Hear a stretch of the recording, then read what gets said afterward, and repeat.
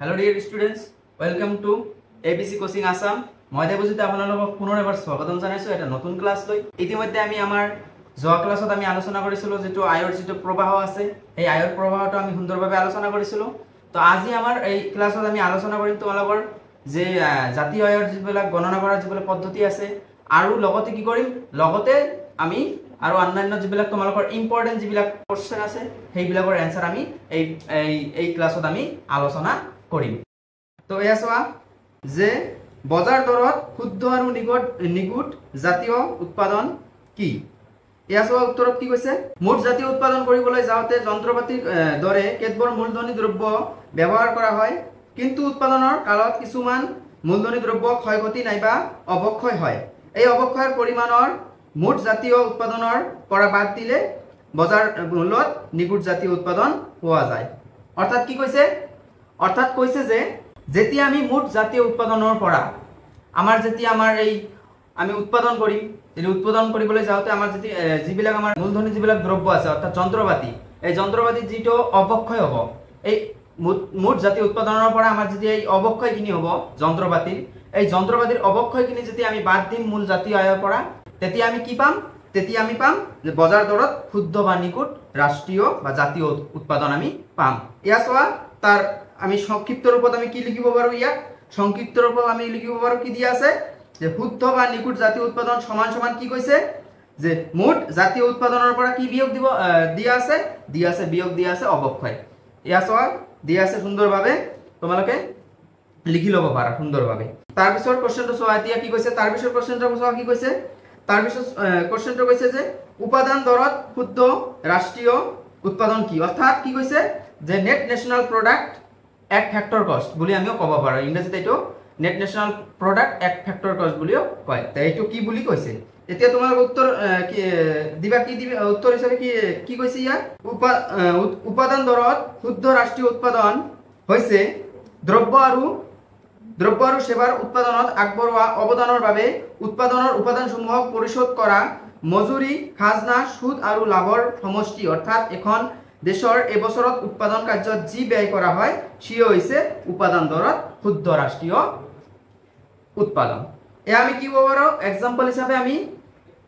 উপাদান দৰত শুদ্ধ ৰাষ্ট্ৰীয় উৎপাদনৰ এক্সাম্পল হিচাপে আমি ল'ব পাৰো কি কৈছে ইয়াত কি কৈছে সো এক্সাম্পল হিচাপে আমি ল'ব পাৰো যে যেতিয়া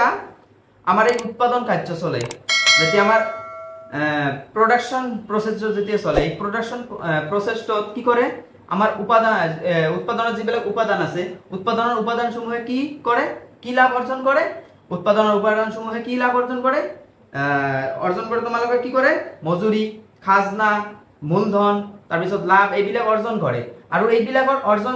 যেতিয়া কৰে এইবিলাকৰ সমষ্টি হৈ যাব এইবিলাকৰ সমষ্টি মানে যোগ এইবিলাক যোগ কৰিলে কি হৈ যাব আমাৰ কি পাম উপাদান দৰত শুদ্ধ ৰাষ্ট্ৰীয় উৎপাদন আমি পাম। এয়া চোৱা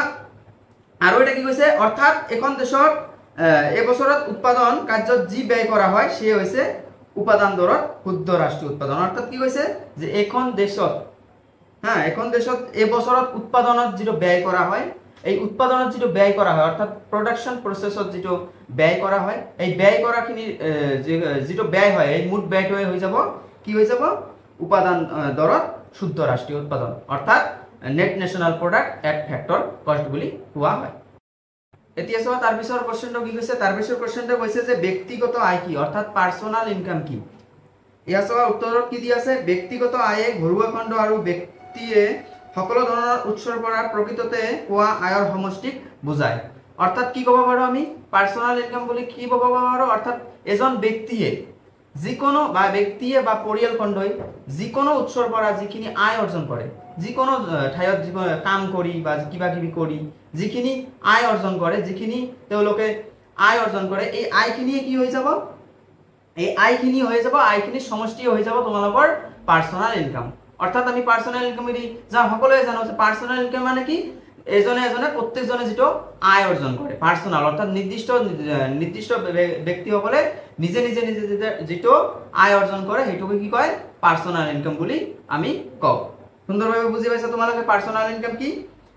তাৰ পিছত চোৱা কি কৈছে ব্যয়যোগ্য ব্যক্তিগত আয় কি? তাৰ পিছৰ কোৱেশ্চনটো কৈছে যে ব্যক্তিগত ব্যয়যোগ্য আয় কি? ইয়া চোৱা আনসাৰত কি কৈছে ব্যক্তিগত আয়ৰ পৰা প্ৰত্যক্ষ ব্যক্তিগত কৰ আৰু চৰকাৰৰ প্ৰশাসন বিভাগৰ বিভিন্ন ধৰণৰ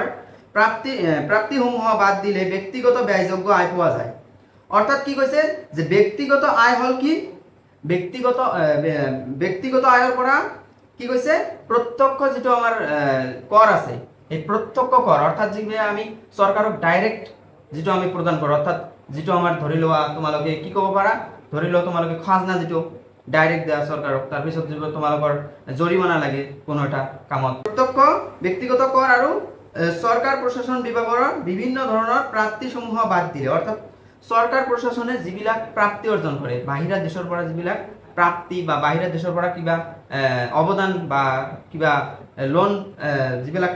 লাভ কৰে সেইসমূহ কি কৰে সেইসমূহ কি কৰিলে সেইসমূহ বাদ দিলে আমি কি পাও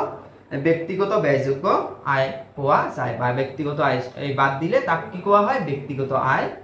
ব্যয়যোগ্য আয় বুলি কোৱা হয়। তাৰ পিছৰ প্ৰশ্নটো কি আছে চোৱা তাৰ পিছৰ প্ৰশ্নটো আছে যে ৰাষ্ট্ৰীয় বা জাতীয় ব্যয়যোগ্য আয় কি ৰাষ্ট্ৰীয় বা জাতীয় ব্যয়যোগ্য আয় কি এছও আনসাৰত কি দি আছে ৰাষ্ট্ৰীয় ব্যয়যোগ্য আয় হল এখন দেশৰ বাসিন্দাসকলৰ সকলো ধৰণৰ আয়ৰ সমষ্টি যিখিনি উপভোগ আৰু সঞ্চয়ৰ বাবে উপলব্ধ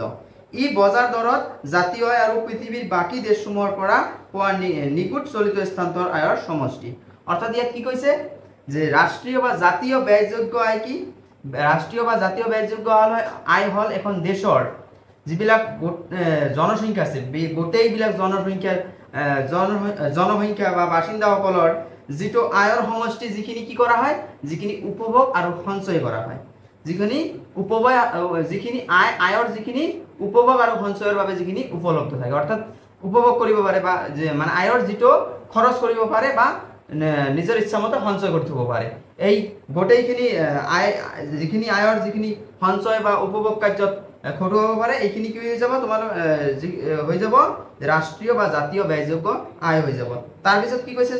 তাৰ পিছত হাৰিটোত কি কৈছে ই বজাৰ দৰত জাতীয় আয় আৰু পৃথিৱীৰ বাকি দেশসমূহৰ পৰা পোৱা নিকুট চলিত হস্তান্তৰ আয়ৰ সমষ্টি অৰ্থাৎ কি কৈছে ই বজাৰ দৰত যেটো জাতীয় আয় হয় বজাৰ দৰত যেটো জাতীয় আয় হয় অলপতে কৰিলো বজাৰ দৰত জাতীয় আয় এই বজাৰ দৰত জাতীয় আয় আৰু কি কৈছে পৃথিৱীৰ বাকি দেশসমূহৰ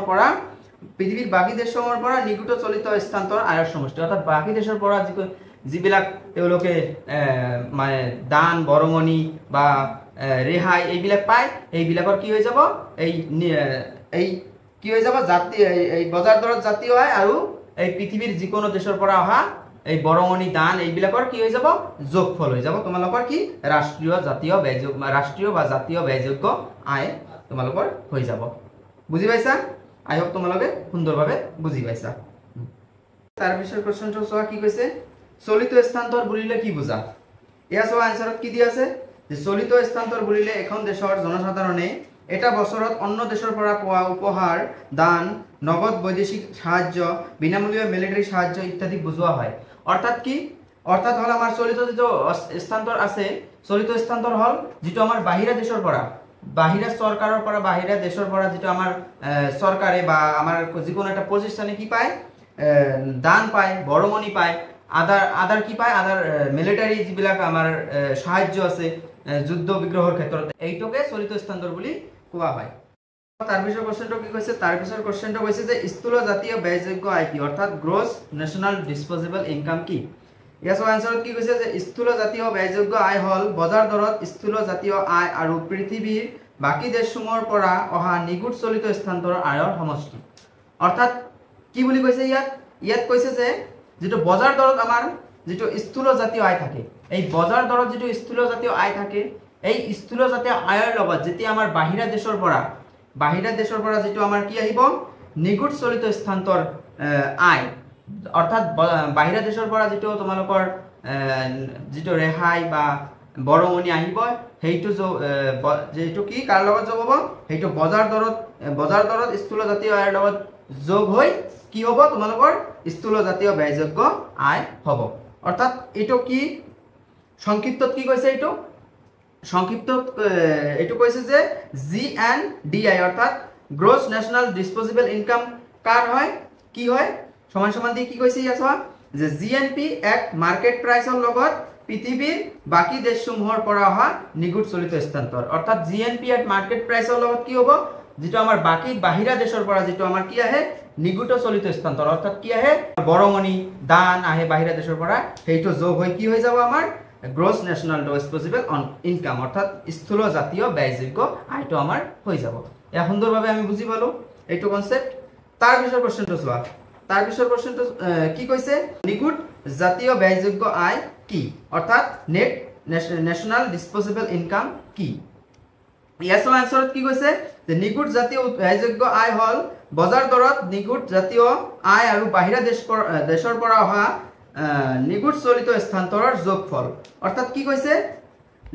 যে নিগুট জাতীয় ব্যয়যোগ্য আয় হল বজাৰ দৰত নিগুট জাতীয় আয় অৰ্থাৎ বজাৰ দৰত যেটো আমাৰ নিগুট জাতীয় আয় আছে বজাৰ দৰত যেটো আমাৰ নিগুট জাতীয় আয় আছে অৰ্থাৎ যেটো জাতীয় আয় আছে বজাৰ দৰত হেইটোৰ লগত কি যোগ হৈ যাব হেইটোৰ লগত যোগ হৈ যাব বাহিৰা দেশৰ পৰা অহা নিগুট চলিত স্থানান্তৰ অৰ্থাৎ হেইবিলাক যিবিলাক আমাৰ বৰঙনি দান হেইবিলাক আহি যোগ হলে তাত কি হৈ যাব হেইটো কি বুলি কোৱা হ'ব হেইটো কোৱা হ'ব যে নিগুট জাতীয় ব্যয়যোগ্য আয় কোৱা হ'ব ইয়াৰ সংক্ষিপ্তত কি কৈছে ইয়াৰ সংক্ষিপ্তত কৈছে যে এনএনডিআই অৰ্থাৎ নেট ন্যাশনাল ডিসপোজেবল ইনকাম কাই কি হ'ব সমান সমান কি কৈছে যে এনএনপি এট মার্কেট প্রাইস অর্থাৎ net national product at market price তার লগত কি যোগ হ'ব তার লগত পৃথিবীর বাকি দেশসমূহৰ পৰা অহা নিগুট চলিত স্থানান্তৰ অৰ্থাৎ বাকি দেশসমূহৰ পৰা অহা যেটো ৰেহাই দান বৰঙনি মিলিটাৰী ফৰ্সেস যেটো যুদ্ধ বিগ্ৰহৰ সময়ত হেটো তোমালোকৰ যোগ হৈ এনএনপি এট মাৰ্কেট প্ৰাইসৰ লগত হেই বাহিৰা দেশৰ পৰা হেইবিলাক আহি যোগ হৈ কি হৈ যাব হেই যোগ হৈ যাব নিগুট জাতীয় ব্যয়যোগ্য আয় হৈ যাব বুজি পাইছা তাৰ পিছত কি আছে তাৰ পিছত আছে আমি যে জাতীয় আয় যে আছে আমাৰ জিডিপি যে আছে এই জিডিপি খিনি আমি কেনেকৈ গণনা কৰিম হেই গণনা কৰাৰ পদ্ধতিসমূহ আমাৰ আছে এই পদ্ধতিসমূহ আমাৰ জনাটো খুবেই দৰকাৰ কাৰণ এই পদ্ধতিসমূহ আমাৰ পৰীক্ষাত আহি থাকে এই পদ্ধতিসমূহ কেনেকৈ গণনা কৰা হয় ব্যাখ্যা আহে তোমালোকৰ তাৰ পিছত তোমালোকৰ এই পদ্ধতিসমূহৰ সুবিধা অসুবিধা আহে তোমালোকৰ তো আমি জানিলো এটা দৰকাৰ যে কি হয় যেটো আমাৰ জাতীয় আয় গণনা কৰাৰ পদ্ধতি আছে এই পদ্ধতিটো তিনিটা পদ্ধতি আছে আমি তিনিটা প্ৰকাৰে আমি জাতীয় আয় গণনা কৰিব পাৰো আমি তিনিটা পদ্ধতিৰ মাজেৰে আমাৰ যেটো দেশৰ জাতীয় আয় আছে সেই জাতীয় আয়টো আমি গণনা কৰিব পাৰো তাৰে এক নম্বৰ পদ্ধতিটো হল কি আছে তোমালোকৰ মূল্য সংযোজন পদ্ধতি অৰ্থাৎ ভ্যালু এডেড মেথড তাৰ পিছত দুই নম্বৰ পদ্ধতিটো আছে তোমালোকৰ আয় পদ্ধতি অৰ্থাৎ ইনকাম মেথড আৰু তিন নম্বৰ পদ্ধতিটো হল তোমালোকৰ ব্যয় পদ্ধতি অৰ্থাৎ এক্সপেন্ডিচাৰ মেথড হ্যাঁ এই তিনিটা মেথডৰ বা পদ্ধতিৰ জৰিয়তে আমি জাতীয় আয় গণনা এখন দেশৰ জাতীয় আয় গণনা কৰিব পাৰো আমি আজি এই আমাৰ এই মেথডবিলাক আমি কি থুলমূলভাৱে আমি জানিম তাৰ পিছত আমি তোমালোকৰ বাবে এটা নিৰ্দিষ্ট এই মেথডবিলাকৰ ওপৰতে এটা নিৰ্দিষ্ট ক্লাস আমি পৰৱৰ্তী ক্লাস আমি দিবলৈ আমি যত্ন কৰিম আজি আমি এই মেথডবিলাকৰ ওপৰত থুলমূলভাৱে কিছু কথা আমি আলোচনা কৰিম তাৰ পিছৰ ক্লাসটো হয়তো আমি এই মেথডবিলাকৰ ওপৰতে এটা নিৰ্দিষ্ট এটা ক্লাস দিম তো আমি প্ৰথমে আলোচনা কৰিম আমি প্ৰথমে যেটো আমাৰ মূল্য সংযোজন পদ্ধতি আছে সেই মূল্য সংযোজন পদ্ধতিটো আমি প্ৰথমে আলোচনা কৰিম ইয়া চোৱা কি কৈছে যে আমি এতিয়া মূল্য সংযোজন পদ্ধতিটো আলোচনা কৰিম অৰ্থাৎ কি আছে ইয়া চোৱা স্ক্ৰিনত কি আছে যে এই পদ্ধতিত নিৰ্দিষ্ট সময়সীমাৰ ভিতৰত উৎপাদিত সামগ্ৰী আৰু সেৱা কাৰ্যৰ সৰ্বমুঠ মূল্য হিচাপ লোৱা হয় হ্যাঁ কি কৈছে যে আমি যেটো আমি ভ্যালু এডেড মেথড আছে অর্থাৎ মূল্য সংযোজন পদ্ধতি আছে তাত কি কৰা হয় আমাৰ যেটো দেশৰ যেটো চূড়ান্ত দ্ৰব্য আছে বা সামগ্ৰী আছে বা সেৱা আছে সেই সেৱাসমূহৰ মূল্য সংযোজন কৰি সেই সেৱাসমূহৰ কি কৰি মূল্য সংযোজন কৰি সেই মূল্য পৰা কি কৰে সেই মূল্যবোৰৰ পৰা আমি জাতীয় আয় গণনা কৰিব পাৰো অৰ্থাৎ ধৰি লোৱা আমি এক্সাম্পল হিচাপে কি কৰিব পাৰো ধৰি লোৱা এক্সাম্পল হিচাপে আমি এটা আইসক্ৰিম খাইছো আমি এটা কি খাইছো 50 টাকাৰে বা 100 টাকাৰে ধৰা এটা আইসক্ৰিম খালো 100 টাকাৰে তো আইসক্ৰিমটোত কি আছে আইসক্ৰিমটো যেতিয়া উৎপাদন হৈছে নিশ্চয় তাত গাখীৰ আছে চেনি আছে তাহলে গাখীৰ ধৰা তোমালোকৰ তাত আছে 30 টাকা মান গাখীৰ আছে 10 টাকা মান চেনি আছে তেতিয়া কি হল যেতিয়া আমি জাতীয় আয় গণনা কৰো তেতিয়া আমি এটা নিৰ্দিষ্ট যেতিয়া চূড়ান্ত দ্ৰব্যটো আমি গণনা কৰো অৰ্থাৎ যেতিয়া আমি এই আইসক্ৰিমটো খাওঁ এই আইসক্ৰিমটোৰ পৰিমাণে মানে আইসক্ৰিমটোৰ মূল্য আমি জাতীয় আয়ত গণনা কৰোঁ অৰ্থাৎ কি হৈছে আমি এই যে যিবিলাক আমাৰ মূল্য সংযোজন হল যে 30 টকাৰ গাখীৰ লাগিল তাত তারপরে 10 টাকার চিনি লাগিল তাত এই আমার হলো যেটা আমার আইসক্রিম আছে সেইটো বনাবলৈ আমি এইটো বারে বারে গণনা সংযোগ নকৰো আমি একেবাৰে সংযোগ কৰি এটা আমাৰ চূড়ান্ত দ্ৰব্যৰ আমি মূল্য নিৰ্ধাৰণ কৰি সেই চূড়ান্ত দ্ৰব্যৰ আমি চূড়ান্ত দ্ৰব্যৰ হিসাব কৰি মূল্য হিসাব কৰি মূল্যটো আমি জাতীয় আয় গণনা কৰা আমি লগাও অর্থাৎ এইটো পদ্ধতিত কি করা হয় এইটো পদ্ধতিত আমার ডাবল কাউন্টিং হওয়ার একটা চান্স থাকে কারণ এটা আমি আমার ডাবল কাউন্টিং বলিলে কি বুঝো আমি যদি এটা বস্তুর দাম বারে বারে গণনা করো অর্থাৎ দুবার বা তিনবার গণনা করো তেতিয়া এটা আমার ডাবল কাউন্টিং বা দ্বৈত যেটো আমার কাউন্টিং আছে সেইটো আমার সমস্যা হ'ব পাৰে অৰ্থাৎ ধৰি লোৱা যেতিয়া মই আইসক্ৰিমটো কিনিলো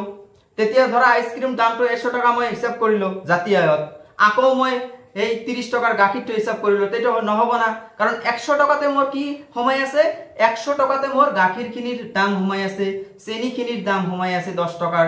তাত সকলোবৰ বস্তুৰ দাম সময় আছে আকৌ আমি যদি এইবিলাক চেনি বা গাখীৰৰ দাম আকৌ পুনৰবাৰ ধৰো দুবাৰ গণনা হৈ গল না নহয় কাৰণ তেতিয়া কি হৈ যাব যেটো আমাৰ জাতীয় আয় যেটো আমাৰ উৎপাদন যেটো জাতীয় উৎপাদনতকৈ কি জাতীয় আয়টো আমাৰ বেছি হৈ যাব তেতিয়া দ্বৈত গণনাৰ ফলত জাতীয়